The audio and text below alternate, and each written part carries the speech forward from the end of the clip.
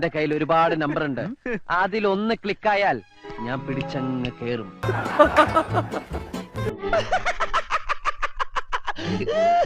വായ മൂടാ. എന്തൊരു ശല്യത്. അഹമ്മതി കാണിച്ചിട്ട് ചിരിക്ക.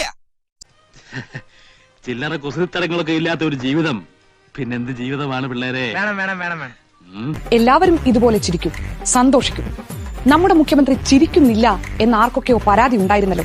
സന്തോഷമായില്ലേ? എന്നെ ഭ്രാന്ത് പിടിപ്പിക്കരുത്. നിങ്ങൾക്ക് അദ്ദേഹം ഇങ്ങനെ ചിരിയടക്കാൻ പാടുപെടുന്നത് കാണുന്നില്ലേ? എത്ര സന്തോഷവാനാണ് നമ്മുടെ ഭരണാധികാരി. നമുക്കും സന്തോഷിച്ചുകൂടെ? എന്തൊക്കെ കാരണങ്ങളുണ്ട്.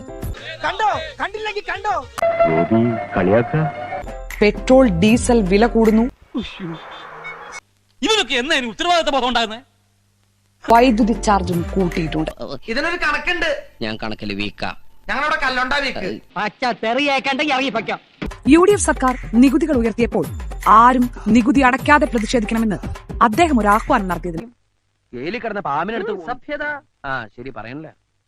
സന്തോഷിക്കാതിരിക്കാൻ എങ്ങനെ സാധിക്കുന്നു മനുഷ്യരെ? എന്റെ ഓരോ കഷ്ടകാലം അല്ല എന്ത് പറയാനാ. പിണറായി വിജയനും അദ്ദേഹത്തിന്റെ സർക്കാരും ഒരിക്കലും ജനങ്ങളെ ദ്രോഹിക്കില്ല. അതെനിക്കറിയായിരുന്നു. ഇവിടെ എന്തൊക്കെ നടക്കുന്നുണ്ടെന്ന് എനിക്കറിയണം. സാധാരണക്കാരനെ ഞെക്കി പിഴിയെന്ന് പറയില്ലേ, അതാണ് ഇപ്പൊ സർക്കാർ ചെയ്തുകൊണ്ടിരിക്കുന്നത്. ഇതൊരു നടത്തു പോണ മാതിരില്ല.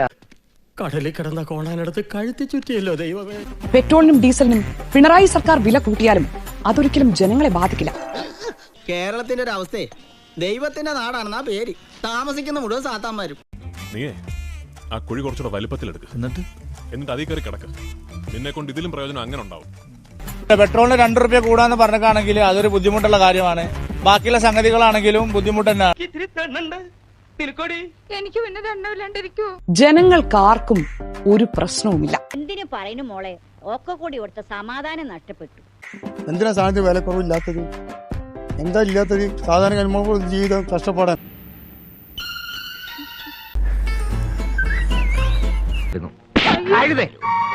നിങ്ങൾക്കാർക്കെങ്കിലും ഈ നികുതി ഭാരത്തിൽ പ്രശ്നമുണ്ടോ? ഇനി ഈ പ്രശ്നത്തില് തീരുമാനം പറയാം. ഇന്നത്തോടുകൂടി ഞാൻ ഈ ഫീൽഡ് വിടാം. എന്തിനിടയിൽ കുറ്റി കുഴിച്ചിട്ട് പോലെ ഇരിക്കണേ? അതിനെ ചിരിക്കുക. ഇങ്ങനെയുണ്ട് ഒരു ജന്മം.